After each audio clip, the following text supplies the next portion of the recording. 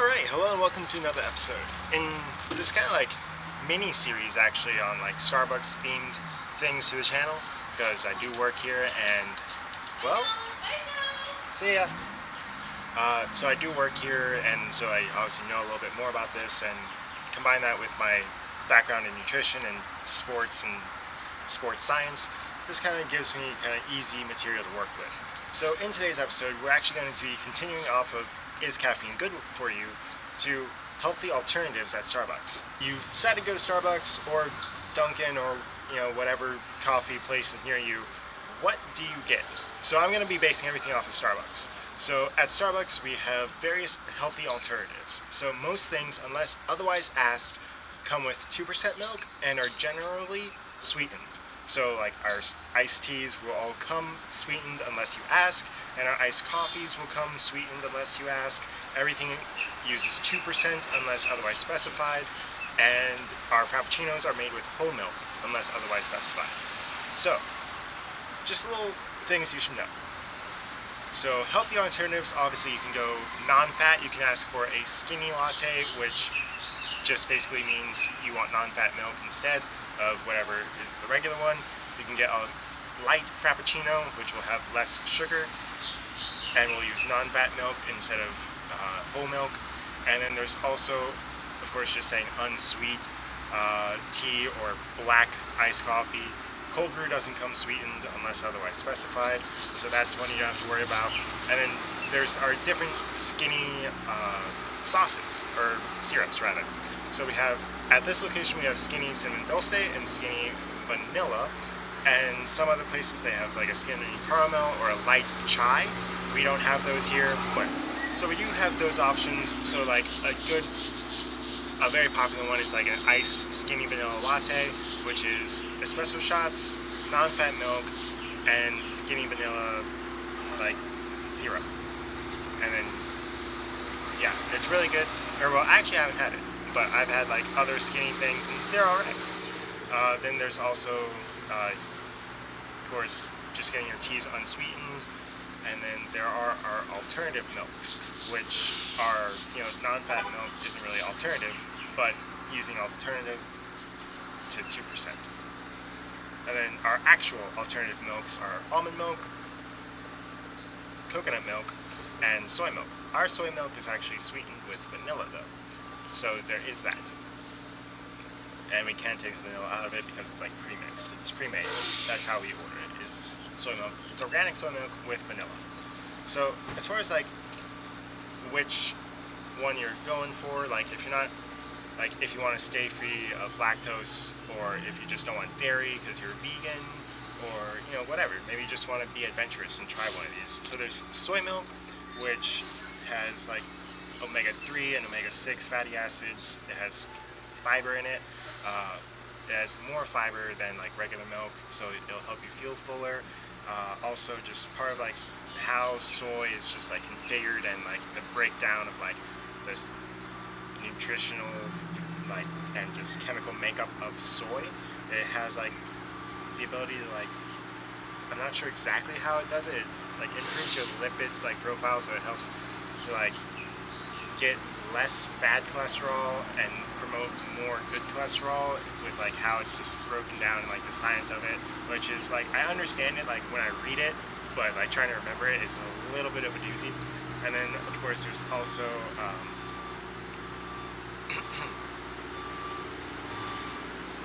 also one of the things that one thing that I didn't touch on really in the coffee benefits or caffeine benefits video was one of the risks, one of the lower risks that like kind of has like yes and no like research done into it, is the fact that like prolonged caffeine usage and like high amounts could possibly lead to osteoporosis. So to counteract that, you could use soy milk, which over the long run helps prevent that word. I'll put it here somewhere. And then soy milk, for me personally, like I like the taste of soy milk. It's wonderful, and I get it sometimes. But for me personally, and for some others I know, like soy milk can mess you up, like just like with lactose and like lactose intolerance. There is also like soy intolerance, and I think I kind of have that because like soy messes me up. And then there's almond milk, which is actually my favorite.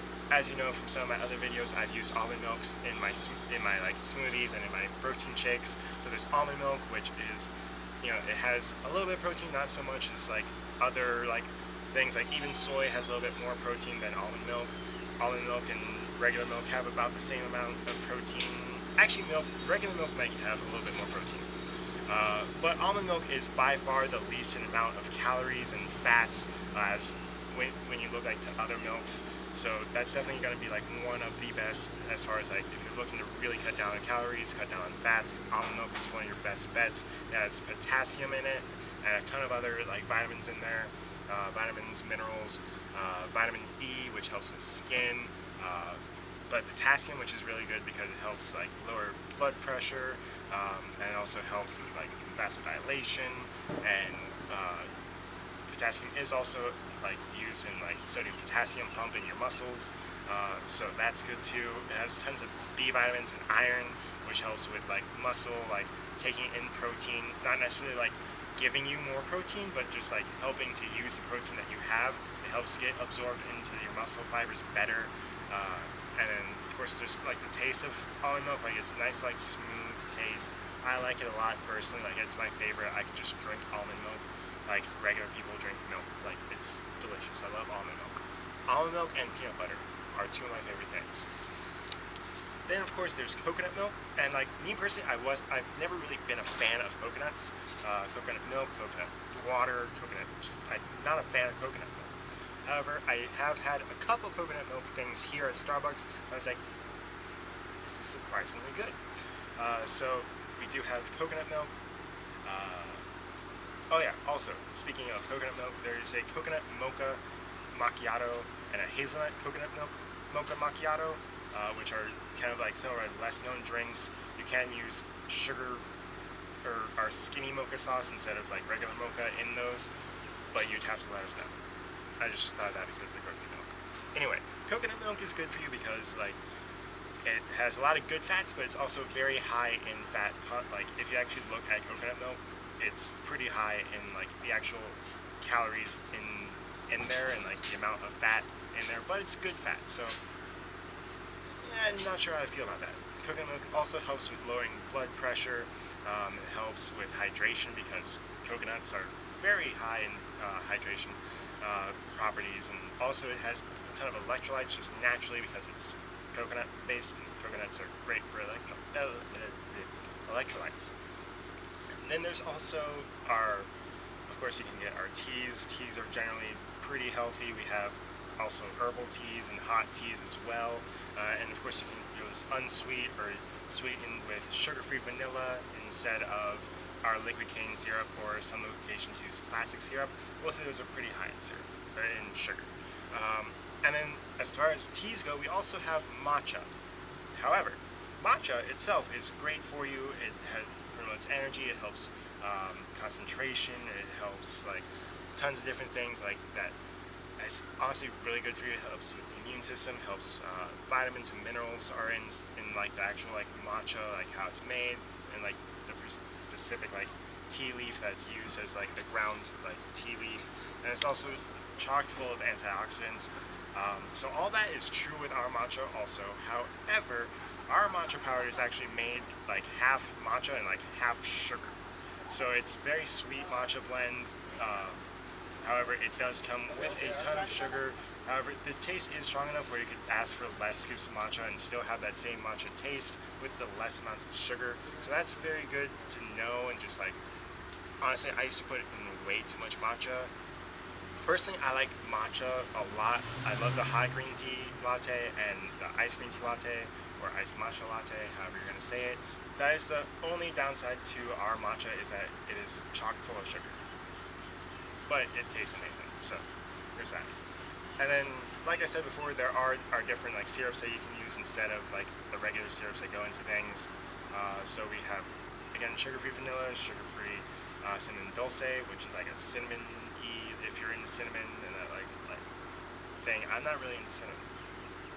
Or cinnamon dulce, like I'm really not. I'm not a cinnamon person. Sugar-free vanilla, and then some locations do have sugar-free caramel and light chai. And then, yeah, those are kind of our general alternatives to make things a little healthier at Starbucks. If you did like it, go ahead and smash the thumbs up button. If you're enjoying the series, please subscribe. And as always, God bless, and see you for another episode of, well, this.